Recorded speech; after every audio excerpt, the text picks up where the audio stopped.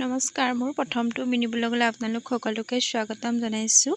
এয়া ৰাতিপুৱাই ওলাইছোঁ ট্ৰেইন ষ্টেচনলৈ বুলি মই ভণ্টি আৰু লগত আমাৰ দেহাকো লৈ গৈছোঁ। দেহাক বাৰু ষ্টেচনলৈ লৈ নাযাওঁ।